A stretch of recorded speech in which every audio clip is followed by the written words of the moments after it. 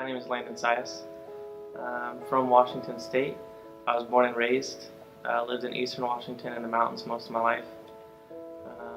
Right before I joined the military, I lived in Western Washington, northwest of Seattle area.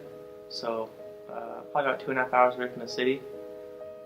Joined the military March 10th, 2015. I was 20 years old. So on February 5th, 2016, B-52 tow bar crushed my left foot. It completely severed all the bones, the main 5 bones in your foot, your metatarsals. Dislocated a lot of the bones in my ankle, severed an artery, had compartment syndrome, a lot of medical complications. It's something I've been battling for almost 2 years. In February it'll be 2 years. I've had 4 surgeries so far. The first surgery was just a limb salvage. Second one was reconstructive. My third surgery was to take all the metal hardware out of my foot, and the fourth surgery was another reconstructive surgery. I went 5 or 6 months of really not walking. It was 111 days in a wheelchair, and then on the 112th day I was able to use crutches. I couldn't put weight on my foot yet, but I could use crutches. From the get-go, when it first happened, I was in a lot of pain. I didn't know what the pain scale, the 10 on the pain scale felt like until my foot got crushed. The mental part's definitely harder than the physical part. Growing up, being very active in sports and being in the military, you can't even do your job with my injury. So not being able to run or walk or see people take things for granted that I wish I could just do one more time. That's pretty tough to deal with. Say that you're in a room, 4 concrete walls outside, and there's one small window, no doors, no exits.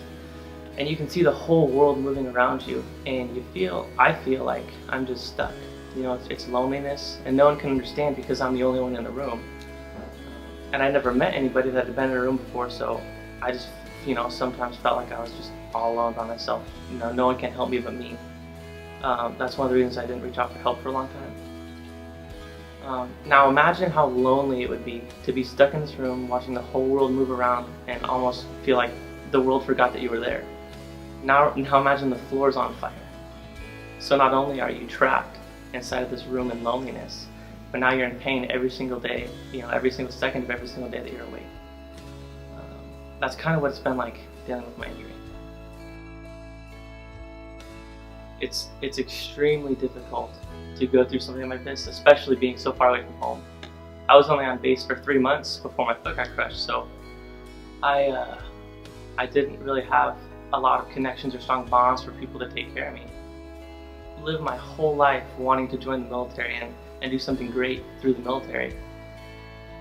And I've come to realize that maybe God never wanted me to join the military. Maybe this happened because I'm supposed to get out. I don't know, maybe I'm supposed to stay in, maybe I'm not.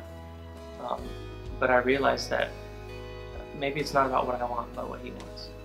I'm kind of in a limbo stage right now where, I'm at the chapel, helping them out, doing what I can.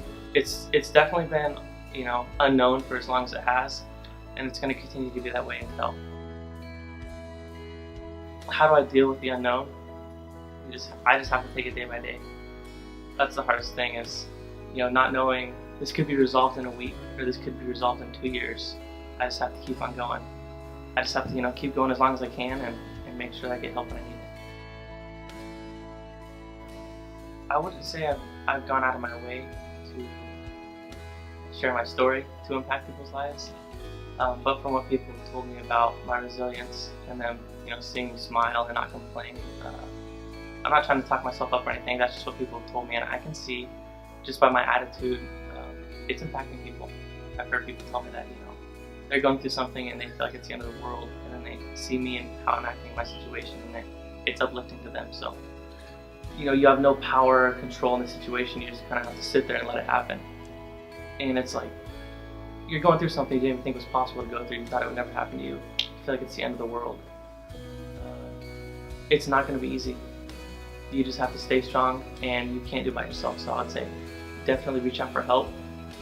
Share your story with people that you trust, and if you're honest, just keep talking to people until someone has your back, and all you need is one person, and they'll keep you going.